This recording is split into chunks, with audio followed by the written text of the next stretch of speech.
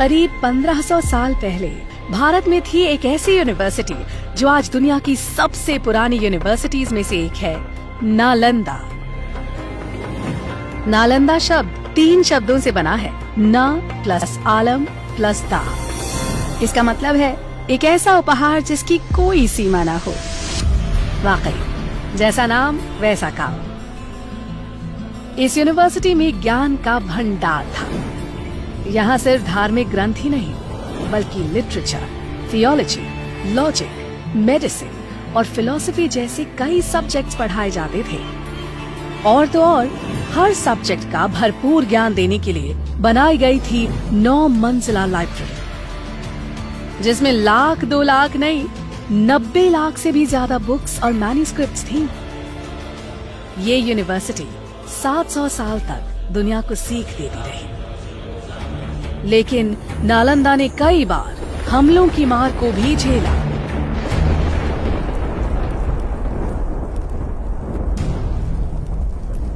आखिरकार 12वीं शताब्दी में एक हमले में बख्तियार खिलजी ने नालंदा को जला दिया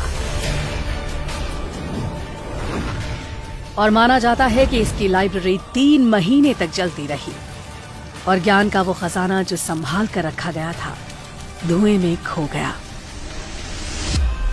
उस वक्त जब नालंदा कई बुलंदियों को छू रही थी, वो एक महाविहार यानी विशाल बौद्ध मठ का हिस्सा थी, जिसके खंडहर आज भी 57 एकड़ में फैली इस साइट में नजर आते हैं।